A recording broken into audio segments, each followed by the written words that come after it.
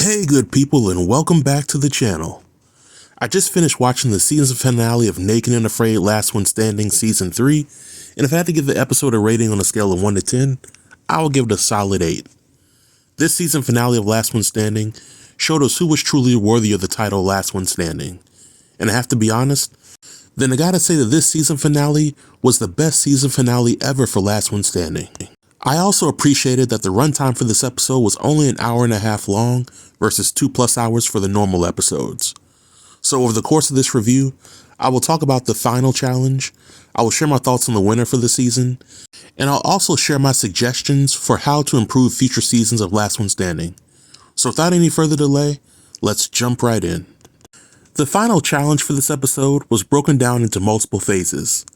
The 3 finalists must construct a primitive ladder, use the ladder to climb a tree to retrieve a bow and arrow, then the finalists must use the bow and arrow to make 2 successful kill shots on 2 different crocodile heads in the water, then after jumping off of a waterfall, the finalists must create a signal fire with stones.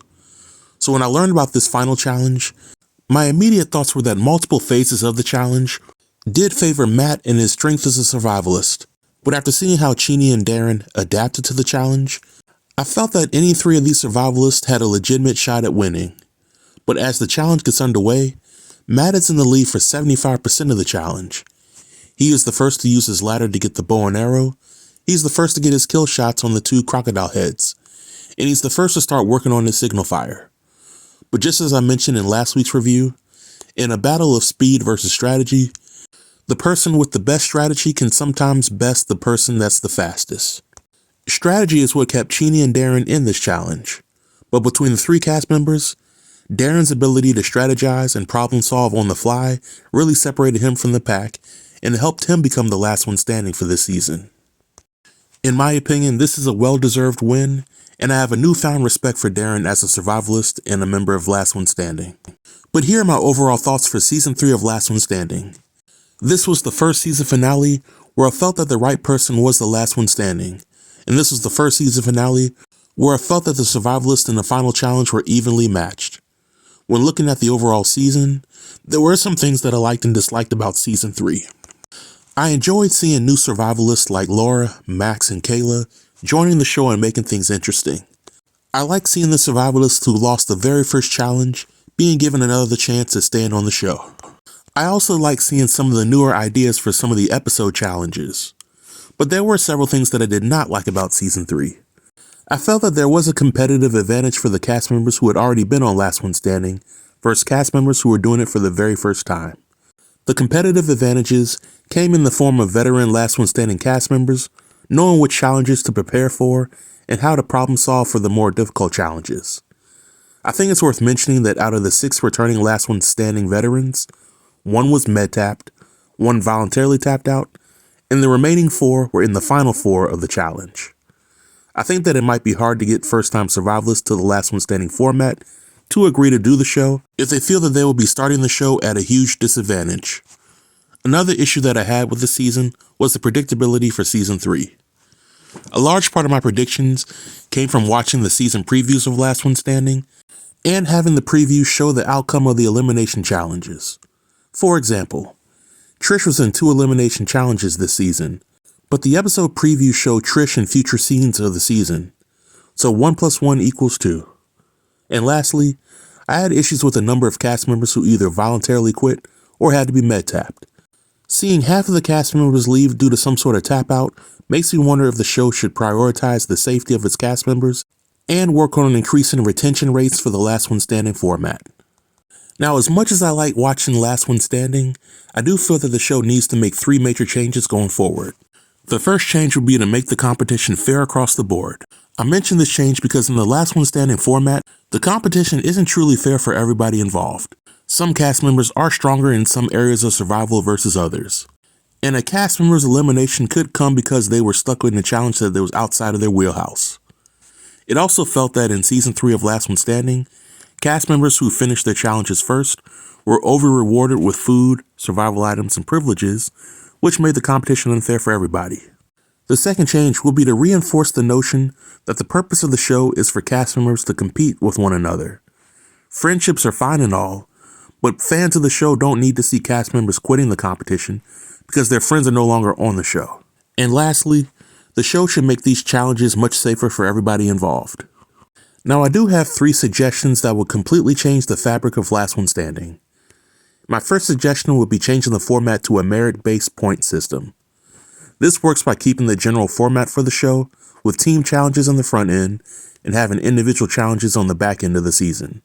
But if the goal is to keep the competition fair and truly see which survivalist is the best, then I believe that all of the participating survivalists should start off the season with all of their essential survival items.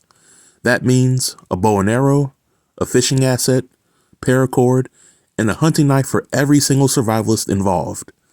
In the new format, there won't be any elimination challenges.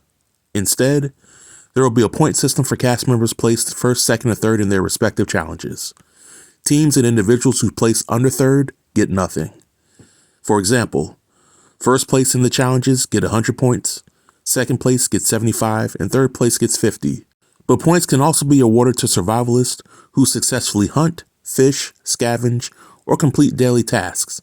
For example, catching a minnow or a very small fish in a pond will be worth 1 point versus catching a catfish will be worth 25 points. Hunting a snake will be worth 10 points versus hunting a hog will be worth 100 points. In this new format, sharing is allowed, but it comes at a cost. The cost will be a 50-point deduction for anybody that's involved in the sharing, whether they're giving or they're receiving. Stealing will not be allowed in this format. If everybody has the same survival items, then stealing from somebody else would be a scumbag move. If a survivalist is med-tapped or they voluntarily tap out, then their accumulated points will be divided evenly amongst the survivalists who place first, second, or third in the next challenge. And lastly, the show can incentivize its cast members to stay on longer if they offered a $1,000 prize to everybody who placed first, second, or third in their respective challenges. Now, I realize that this suggestion does have some flaws, but I think that the proposed changes would help elevate the show and address any other concerns. My second suggestion would be to change the format of the show into a double elimination tournament. In this format, there are no team challenges. All challenges must be completed individually, and points are awarded to cast members based on how they place in the challenges.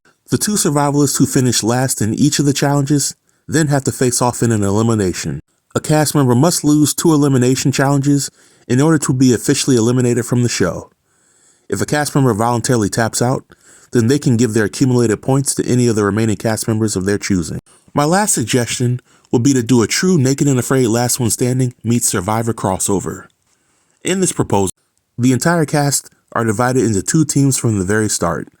The 2 teams compete in challenges to help determine the team that's the winner and the loser. The winning team gets incentives for winning the challenges, while the losing team has to nominate one of their members for elimination. In this proposal, survivalists will be able to earn immunity tokens and wildcard tokens.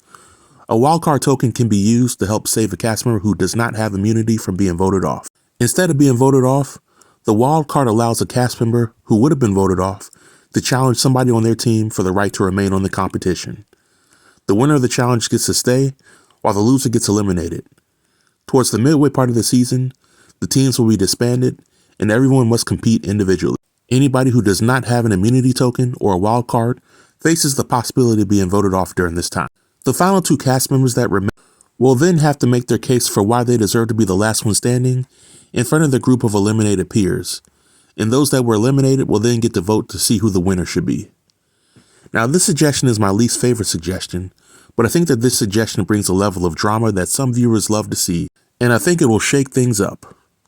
Now, I think that if nothing else changes, then the showrunner should at the very least pick challenge locations that have moderate climate, plenty of opportunities for survivalists to hunt, and the challenges should be less predictable and more fair across the board so that any competitive event going into the challenge is minimized. But this is the end of my review. I want to thank everybody who came in to check my reviews for Season 3 of Last One Standing.